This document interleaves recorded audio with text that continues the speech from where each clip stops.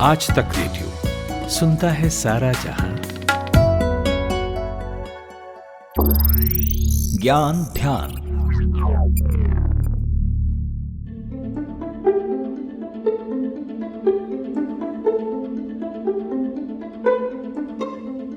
कानों से शुरू होकर आंखों से होते हुए चश्मा बड़े काम की चीज है।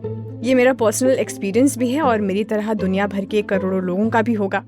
पर पता है क्या, मार्केट में कई किस्म के चश्मे आते हैं और चश्मे को लेकर कई तरह के सलाह मशवरे और ताने तंज भी आते हैं। बचपन में आंखों पर चश्मा चढ़ जाए तो इतनी नसीहतें मिलती है कि कोई बड़ा गुनाह हो गया हो। मसलन टीवी में घुसे रहते हो, हरी सब्जियां नहीं खाते हो, इतनी पढ़ाकू हो, वगैरह वगैरह।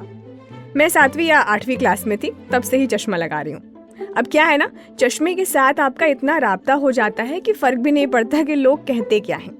ऐसे ही कई लोग हैं जो चश्मा शौक से पहनते हैं, फ्रेम पसंद नहीं आया तो बदलवा लेते हैं, अलग अलग ओकेशन के लिए अलग अलग तरह के चश्मे रखते हैं। कई गाने भी चश्मे पर बन चुके हैं। चश्मा एक एसेसरी बन चुका है, इसमें कोई शक नहीं है। और ये एक ऐसी चीज है जिसका जब आविष्कार हुआ होगा तो किसी ने नहीं सोचा होगा कि ये इतना ज्यादा लोकप्रिय होने वाला है। तो आज के ज्ञान ध्यान में हम चश्मे के इतिहास पर ही बात करेंगे। नमस्कार, मैं हूं खुशबू और आप सुन रहे हैं आज तक रेडियो पर ज्ञान ध्यान। कहते हैं ऐनक यानी चश्मे का आविष्कार इटली में कभी 13वीं सदी में किया गया था।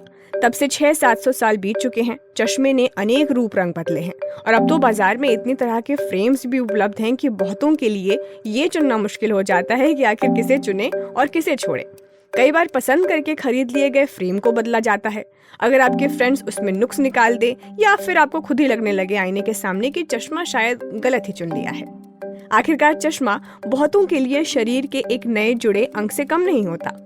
यहाँ पर मैंने ऐनक और चश्मा साथ में ही बोला। ये दोनों शब्द तो पहले से ही इस्तेमाल किए जाते हैं, आज भी हैं, पर अब युवा पीढ़ी तो उसे ग्लासेस या स्पेक्स कहना ज्यादा पसंद करती है। तो सबसे पहले आपको ये जानना जरूरी है कि चश्मे का आविष्कार कमजोर नजर वाले लोगों की सुविधाओं को ध्यान में रखकर किया गया था, जिसके बाद धीरे धीरे धूप वाले चश्मे और फिर समय के साथ फैशन के लिहाज से लेटेस्ट डिजाइन के चश्मे आते रहे। चश्मे का आविष्कार कब हुआ, इसे लेकर अभी कोई स्पष्ट उत्तर नहीं है। हालांकि अलग अलग रिपोर्ट से मिली जानकारी के मुताबिक चश्मे का आविष्कार 1282 से 1286 के बीच में हुआ था। आज तक रेडियो के सहयोगी सूरज कुमार से सुनिए।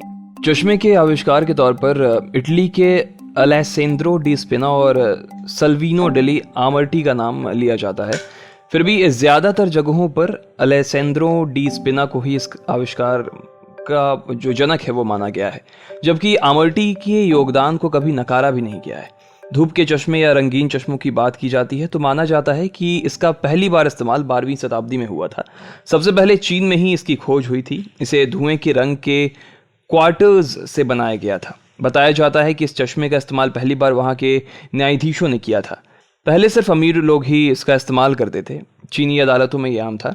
न्यायाधीश जब भी कोई फैसला सुनाते या फिर सवाल जवाब करते तो सन ग्लासेस लगा लेते थे, जिससे उनकी भावनाओं को कोई समझ ना सके। धीरे धीरे सन ग्लासेस चीन में पॉपुलर हो गया। इसके बाद तकरीबन 1430 में चीनियों ने सनग्लासेस को इटली में पेश किया था। वहीं 18वीं शताब्दी में जेम्स एस्कॉफ ने इस चश्मे का इस्तेमाल शुरू किया। उन्हें लगा कि लेंस को हरे या नीले रंग में बदलकर लगाने से आई डिसऑर्डर को ठीक कर सकते हैं। 20वीं शताब्दी की शुरुआत में सनग्लासेस पॉपुलर होने लगे।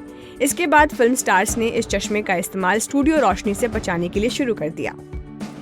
1929 में अटलांटिक सिटी के फोस्टर ग्रांट के संस्थापक सैम फोस्टर ने अमेरिका में धूप के चश्मे का बड़े पैमाने पर प्रोडक्शन शुरू किया।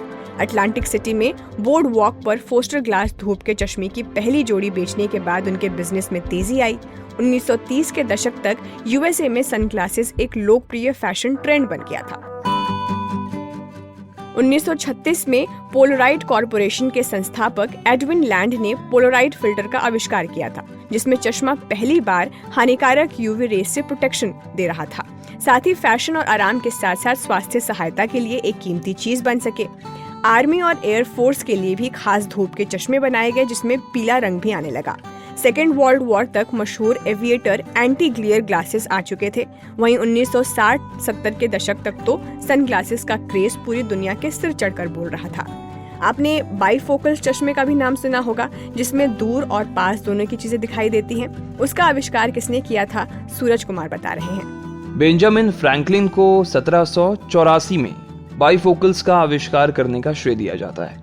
उन्होंने बाइफोकल चश्मा इसलिए बनाया क्योंकि वो दूर और पास के लिए अलग अलग चश्मा इस्तेमाल करने से थक गए थे। इसलिए उन्होंने दो लेंसों को काटकर और फिर ऊपरी और निचली जो लेंस है उसके बीच एक तेज स्विच के साथ एक ग्लास में मिला दिया। 19वीं शताब्दी में एक फ्रांसीसी आई फिजिशियन लुई डी वेकर, उन्होंने ऊपरी और निचले सेगमेंट्स को जोड़कर पहले मॉडल को बेहतर बनाने में मदद की। और पीटर विलियम्स, जिन्हें ट्राइफोकल लेंस के आविष्कार का श्रेय दिया जाता है, हालांकि उन्होंने आविष्कार के लिए बेंजामिन फ्रैंकलिन को ही श्रेय दिया था। इंग्लैंड के ओवेन एविस को 1907 में एक PAL यानी प्रोग्रेसिव एडिशन लेंसेज के लिए पहला श्रेय दिया जाता है, लेकिन कभी भी इस आविष्कार को कमर्शियलाइज नहीं किया गया। फिर बाद में 1922 में ड्यूक एल्डर ने प्रोग्रेसिव लेंसेज को कमर्शियलाइज किया, तब जाकर लोगों को इस लेंस के बारे में पता चला। हालांकि मॉडर्न डिजाइन के साथ पहला प्रोग्रेसिव लेंस वेरिलिक्स और कार्ल जीज का था, जिसे 1953 में फ्रांस के बर्नार्ड मैथेनास की ओर से पेटेंट कराया गया था। तब से प्रोग्रेसिव लेंस में नए नए तरह के डेवलपमेंट हो रहे हैं। तो आज के ज्ञान ध्यान में इतना ही। उम्मीद है आपको आज का ज्ञान ध्यान पसंद आया होगा। किसी और विषय पर अगर आप ज्ञान ध्यान सुनना चाहते हो तो आप हमें मेल कर